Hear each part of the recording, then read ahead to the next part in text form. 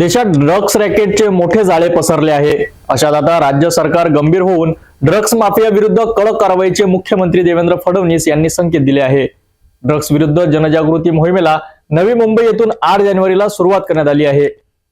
Peddlers विरुद्ध कारवाई करण्यात आली आहे। आता सोशल मीडियासह कुरिअरद्वारे ड्रग्स ऑर्डर केल्या जात असल्याची माहिती मिळत असल्याने अशा विरुद्ध ड्रग्स कारवाई करणार असे संकेत सुद्धा मुख्यमंत्री फडणवीस यांनी दिले आहे। मुख्यमंत्री फडणवीस यांनी नवी मुंबई ड्रग्स विरुद्ध जनजागृती अभियान दरम्यान प्रसार माध्यमांसमोर माहिती स्पष्ट केली। ड्रग्स फ्री नवी मुंबई हे कॅम्पेन आजपासून नव्या मुंबईमध्ये सुरू झालेला आहे। वेगवेगळ्या प्रकारे जनजागृती करणे, टोल फ्री लाईनच्या माध्यमातून या संदर्भातली माहिती प्राप्त करून त्याच्यावर कारवाई करणे, जे काही संदिग्ध आहेत त्यांच्यावर कारवाई करणे आणि मोठ्या प्रमाणात जनजागृती करणे, अशा प्रकारे हे कॅम्पेन चालणार आहे।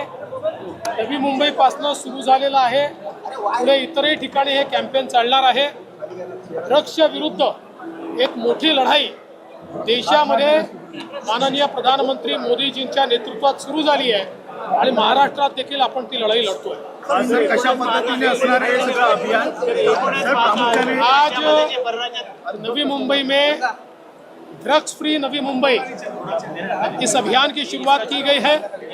इसके तहत बड़े पैमाने पर लोगों में जागृति करना, जो संदिग्ध है उनके ऊपर कार्रवाई करना और विशेष रूप से हमारी नई पीढ़ी ड्रग्स से दूर रहे, इसके लिए प्रयास इस माध्यम से हम करने वाले हैं। प्रधानमंत्री मोदी जी के नेतृत्व में पूरे देश में जो ड्रग्स के खिलाफ एक मुहिम चल रही है, उसमें महाराष्ट्र भी बड़े पैमाने पर सम्मिलित है और नवी मुंबई से ये जो कैंपेन हमने शुरू किया है, पूरे महाराष्ट्र में एक बड़ी लड़ाई ड्रग्स के खिलाफ हम लड़ने जा रहे हैं। सोशल मीडियाच्या माध्यमातून ड्रग्सची विक्री केली जाते, प्रामुख्याने तुम्ही आता म्हणालात इंस्टाग्राम, व्हॉट्सअप या काय नेमकं असं लक्षात आलेलं आहे की मोठ्या प्रमाणात आपण पेडलर्सवर कारवाई केल्यानंतर आता वेगवेगळ्या प्रकारच्या मार्केट प्लेस तयार करण्याचा प्रयत्न चालला आहे। सोशल मीडियावरनं त्या ठिकाणी ऑर्डर्स प्लेस करायच्या, कुरिअरच्या माध्यमातून डिलिव्हरी करायची, अशा अनेक गोष्टी लक्षात येत आहेत।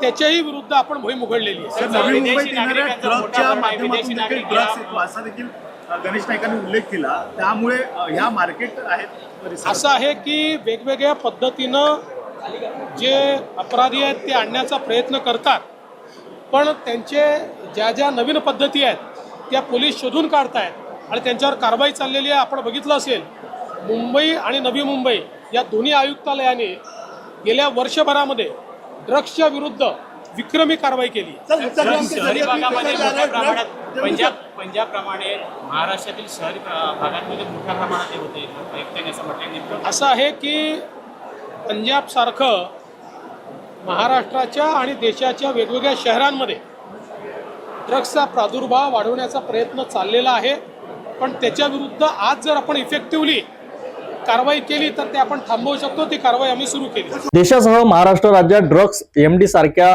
घातक अंमली पदार्थांची मोठ्या प्रमाणात विक्री केली जात आहे। यात अनेक युवकांचे आयुष्य बर्बाद होत आहे। अशावर आता राज्य सरकारने कठोर कारवाईचे आदेश संबंधित विभागाला दिले आहे। मुख्यमंत्री फडणवीस यांनी नवी मुंबईत 8 जानेवारीला प्रसार माध्यमांसमोर आपली प्रतिक्रिया स्पष्ट केली। आता याच आदेशाची राज्यात खरंच कितपत अंमलबजावणी होणार ते आता पाहणं गरजेचं ठरणार आहे।